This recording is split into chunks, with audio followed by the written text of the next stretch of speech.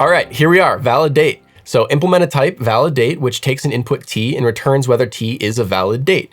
And it says here in bold, leap year is not considered. Okay, I don't know if that's like helpful or not or what, but okay, good luck. Thank you. Chuck CK null. Thank you, Chuck CK3 null. So it's a little weird, the syntax here, and kind of esoteric, but what it is the month as 2 digits and the days of that month as 2 digits.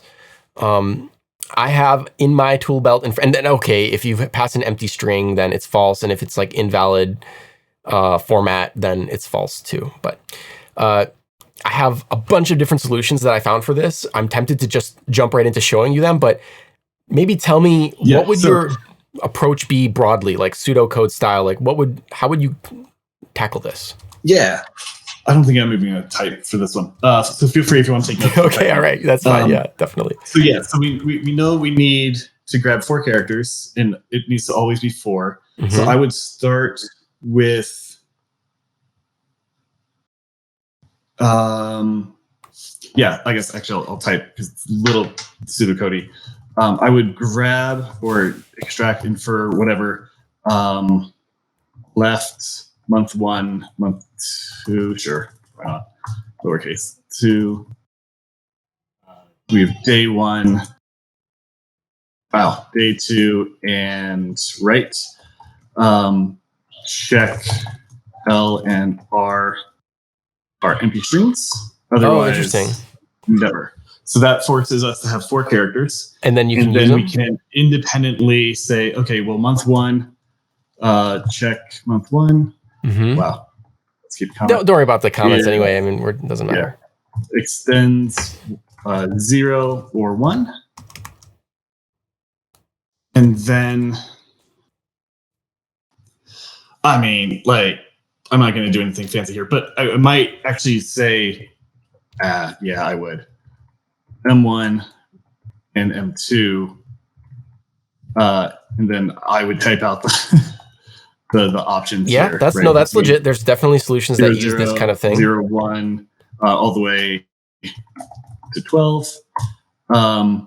Else never. And then day merges with the month, right?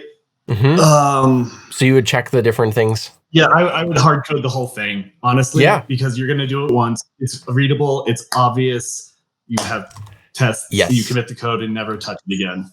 All right, let's jump in then. So I'm going to show you. I'm curious what the smart solutions are. There's a ton of different ways that people solve this, and I spent so much time preparing for this because I looked at a bunch of different ways that people went through the thought process and tried to find ones that had something different to offer. So okay, here's one. Valid date, great. That's where we start. We're seeing if T extends M1, M2, and then we're grabbing tail. So M1 and M2 extends month, right? Let's go up and see what month is. So month is key of day. Okay, what is day? And this is beautiful. Yeah, isn't it? So this is just like a tracking object that has each month and the number of days in that month. So you see many of them have 31, many of them have 30, and only February has 28. Great. So if it extends that, which is, again, key of day or month, then great, we can keep going. I mean, we've returned false if either of those two first things are not the case. So we have already done some validation in a sense. Then we do check day. And to get so check day is passing in tail, which should be the 2 digits for the day. And what we're passing in here is the number of days for that month, right? So M1, M2 is the month. We just verified that. And then day is being passed key of days, which indexes in and gets one of the values. So it's going to be 30 or 31 or 28 here. Okay, that's check day. And then, man, I didn't write down the name. I'm trying so hard to get better about writing the names of the people who solve these things. I didn't write the name. I'm sorry, whoever you are, I didn't write your name for this one, but I did for the rest to credit them. But okay, so then here's the meat of it in check day. So we have day extends string. Day this month extends string. So that's the second argument. That's like our target number of days. And day without 0 is using temporary storage in the generics. So these last two arguments are both temporary storage, and then we have a counter. We've seen this kind of thing before. Again, the counter can be anything. It can be, it doesn't matter. The test still passes. A lot of people use unknown, or 1 or something. You can put emojis in there. It's fun. So day without 0. So this is using, let's cross that off our list first. Remove 0. So we're saying, does T extend something with 0 and then infer R? So we're like removing the 0 if there is one, but if there isn't, that's fine. We'll just return T. So now we have these like kind of normalized values. So that's what day without 0 is. And I think we could just as well, we could probably just do that and it would pass all of them. So it's kind of personal preference whether you would store that as like a helper. Okay, so day without 0 does not extend empty string, which is another sort of validation because we would return false here. Then count is our accumulator, like our counter. And we're seeing if the length extends the target number of days for this month. If it does, then great, we can return true. If it doesn't, then we recurse. The day stays the same, days this month stays the same, day without 0 stays the same. So I guess the performance is probably better because it literally only checks this once for the whole time through. It doesn't do it like 3 times per thing. And then we're gonna increment our counter and go check again. So the only time that days this will work is if the literal value is the same, because days this month is one literal string. It's not a union. And yeah, that's basically the solution. I mean, that's how this one works. What do you think? I like the day map a lot, and using the type month to pull out that. I'm not sure like what the remove 0 is actually getting you, and if this can really simplify to just like, hey, we've got the month. What it gets you? Okay, I'll tell you what it gets you. It gets you. It solves you having to do this. If you did this, I don't think you need remove 0. You can just use day. Yeah, but that's not what the input comes in as. The input will always have the 0, right? It's defined as 4 characters. That's true. I don't know. So it feels like the code solution is more extensible than the requirements. Yeah, it's more powerful than what is really needed. Let's check that. Let's like just play with it here for a second. Day. I don't think you even need check day, right? Online. Yeah, you're right. Where it's called. We just like, hey, we have the month. Can we go to days with key of using that month? Wait, but this one fails if we don't have it. The A1 fails. So 0, 1, 0, 2. Well, you're still calling check day. Oh, are we? Sorry. Did I do something wrong? Oh. No, yeah, on that line. Days this month. Interesting. We could just return. Okay. So if we want day with that stuff, this stuff,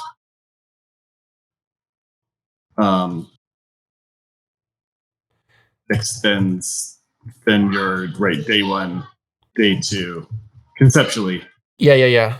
I would try that, but cool. Yeah, that could work. Let me show you another one. This one is by another favorite solver of mine, Team Chung. It's a really short one, and that let me just like, I guess I'll just delete this stuff because there's going to be a lot of things on the screen. So this one is kind of spacey, but it solves it just by using the fact that when you union things together, TypeScript will like multiplicatively add them all up.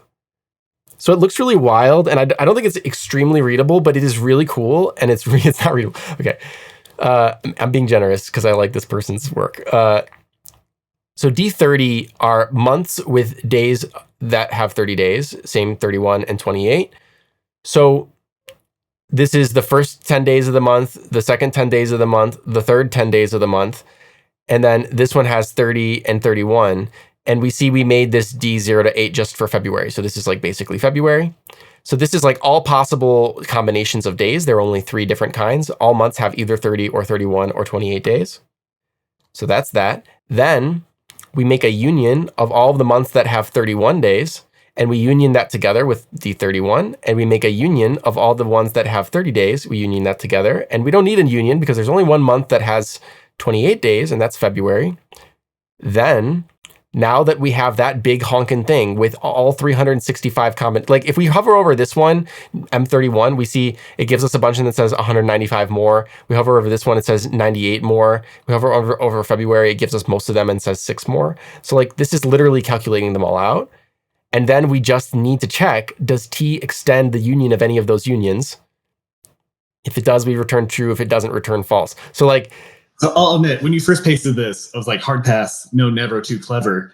But each line makes sense, right? You throw a comment onto each one of these lines, like you did as you walk through, and then it is, I think, the right solution, right? You pull up, it's why people like grab R, the programming language, for math things, because it just is magic. And here you're using the TypeScript magic to work in your favor. Yes. And it really isn't clever. It's just a couple of unions. Yeah, it's just a couple of unions hanging out. What's the big deal? Yeah, it's pretty fantastic from that regard. I would characterize this one as smarter, not harder times 10. Like this is a really, really cool solution. I just love the solution. Yeah, the jury's out whether any particular team would like it. Okay, I have 2 more to show. Okay, so this one is sort of a mashup of all of the thing we just saw. So we see that the end solution looks the same. We have T, and then we're seeing this extend all date. So this must be a big union. The way that it goes about creating the unions is a lot more spread out. So we're creating these unions. That's what these pipes are. So that's all date is. MM is like possible months. So we see the months are 0 and then some number. So this captures the first 9 months of the year, and then 1 and then 0, 1, and 2 captures, the last 3 months of the year, 10, 11, and 12 months. So we take MM, we're going to use it a couple times, and then we put in 0 and then num. We're reusing num now to get all the months all months have 0 to 9 days. So great. All months have 10 to 9, days 10 to 19. Great. February has 2, and it starts at 0 and ends at 9. Sorry, it's number, because number did not include 0 before. It ends at, it excludes 9. So we're taking that union and taking out 9, because February does not have 29. Then non-February months ending in 30 days. So that's all of the months from up here, except February, have 29 and 30 days. And then we just need to add in that last 31st day for those months that have the 31st day. We're never done. I like the previous one. You like the previous one, Team Kong? Trong? Yeah, LOTWT on GitHub made this one. It's different. I like this touch at the end that like we're adding it up. All of the days, all of the months have the first 28 days. So we can do that, add the 30s in as we need, and then add the 31s in as we need. I think that's a cool solution. All right, and I think is this the last one? Yeah, this is the last one. So again, this person we've seen a couple times give solutions. Jingsang Meta on GitHub. So let's look at the kind of end state here. So this one, we're going to be lopping off values. So it's a bit back to the kind of first approach that we looked at. We're inferring the front, the middle, or the first 2 characters, sorry, F and S. This syntax in TypeScript will grab the first 2 characters, and then we grab the tail. And then, basically, we grab all of those values, and we're passing them in through a date map. So this date map is very similar to what we saw before, except it's more spelled out. So we grab a union of all of the values for all of the possible days. So this is not just the same as saying, 31 or something. It's a union of all of the days. Right. So if we hover over 31, 31 is 30, and it's a little less interesting. But if I hover over 30, we see that it's the numbers, and it's interesting because they're out of order in TypeScript, because like TypeScript union order is like a whole other topic. But 02, 01, 03, 04, 05, all the way up to 30. That's cool. Yeah. And then we can then add in as we need 31, and then 28 is how we handle February. So it's pretty much a mashup of the first approach and the second approaches. it's a little more straightforward, I think, but I don't know. I mean, everybody can decide for themselves which one of these they think is the best, but which one did you like the best? This calls out to me why that first solution that you showed requires that check day, and it has an accumulator, because it's actually doing math to see is the number that we found within the range 1 through whatever the top thing is, right? Because this was a hard-coded string as opposed to a union of all the available options. Right. So I like this approach over that one because you're avoiding that whole check day logic and having to understand how the accumulators and the mathing works within TypeScript. Yeah. Comparing this with the one 2 ago that was my previous favorite. Here, I'll pull it up. It probably depends on my mood and what project I'm putting it in as to which one I would go with. Yeah. This one. This is just so... No, this one wins. Yeah, all right. It's right. That's so... You know what? That's the sign of an open mind. But this is really cool. The one that you said you hated is the one you... This is the problem that I made the first time around, yeah. Mm-hmm. Good. Yeah, that's great. I love it. Yeah, well, changing your mind about things is a very important part of doing our jobs, isn't it? Absolutely is. I had to change my mind about React one time. I thought Angular was the only thing that will ever exist for the rest of time. Shows what I know. All right. Well, thanks for coming on, Chandler. This was a super fun one. I really appreciated your inputs on these. Yeah, I enjoyed it. Thank you very much.